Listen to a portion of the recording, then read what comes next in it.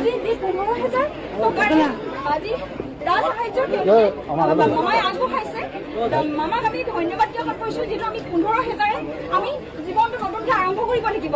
তাৰ কাৰণে মামাক আকৌ ধন্যবাদ জ্ঞাপন কৰিছোঁ।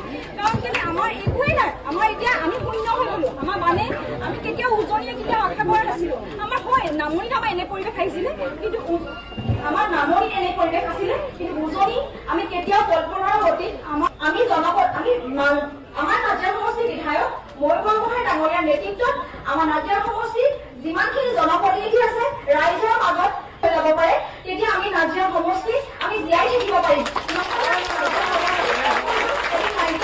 গতিকে মামাক আমি বিনম্ৰতাৰে অনুৰোধ কৰিছোঁ, আমাৰ যিহেতু মথাউৰিটো অকল সুন্দৰ পুখুৰী ওলাল নহয়, আমাৰ গোটেই নাজিৰা সমষ্টি এইটো মথাউৰি হ'ল। গতিকে আমাক জীয়াই থাকিবলৈ দিয়ক আৰু অতি সোনকালে আমাক মথাউৰিটো নিৰ্মাণ কৰিবলৈ আজি আপুনি এখন মঞ্চৰ পৰা আমাক কথা দি যাওক। এইখিনিকে কৈ মই চমু দুআষাৰ সামৰণি মাৰিছোঁ। খুবেই বেছি মানৱীয় কৰ্মৰত হৈ আছে আৰু মামাক আপুনি আপোনাৰ আগত যথেষ্ট আশাৰে আজি ৰাইজ আজি ওলাই আহিছে। আজি যি 15,000 টকাৰ আজি ৰাজসাহায্য মামাই আগবঢ়াইছে। মামাক আমি ধন্যবাদ জ্ঞাপন কৰিছোঁ, যিহেতু আমি 15,000 আমি জীৱনটো নতুনকৈ আৰম্ভ কৰিব লাগিব। তাৰ কাৰণে মামাক আকৌ ধন্যবাদ জ্ঞাপন কৰিছোঁ। কাৰণ কেলৈ আমাৰ একোৱেই নাই, আমাৰ এতিয়া আমি শূন্য হৈ গ'লোঁ। আমাৰ মানে আমি কেতিয়াও উজনিয়ে কেতিয়াও আশা কৰা নাছিলোঁ। আমাৰ হয় নামনিত আমাৰ এনে পৰিৱেশ আহিছিলে, কিন্তু আমাৰ নামনিত এনে পৰিৱেশ আছিলে, কিন্তু উজনি আমি কেতিয়াও কল্পনাৰ অতীত আমাৰ নাজিৰা সমষ্টিৰ বিধায়ক ময়ূৰমল গোহাঁই ডাঙৰীয়াৰ নেতৃত্বত আমাৰ নাজিৰা সমষ্টিত যিমানখিনি জনপ্ৰতিনিধি আছে ৰাইজৰ মাজত হৈ যাব পাৰে, তেতিয়া আমি নাজিৰা সমষ্টিত আমি জীয়াই থাকিব পাৰিম।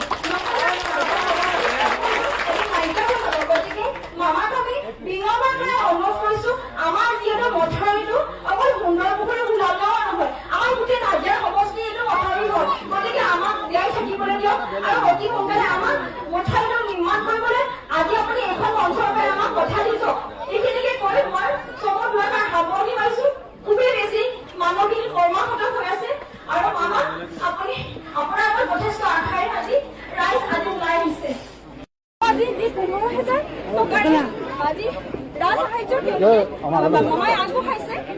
মামাক আমি ধন্যবাদ জ্ঞাপন কৰিছোঁ, যিহেতু আমি 15,000 আমি জীৱনটো নতুনকৈ আৰম্ভ কৰিব লাগিব। তাৰ কাৰণে মামাক আকৌ ধন্যবাদ জ্ঞাপন কৰিছোঁ।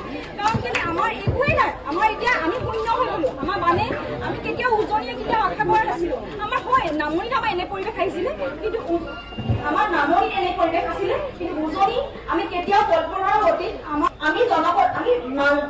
নাজিৰা সমষ্টিৰ বিধায়ক ময়ূৰমল গোহাঁই ডাঙৰীয়াৰ নেতৃত্বত আমাৰ নাজিৰা সমষ্টিত যিমানখিনি জনপ্ৰতিনিধি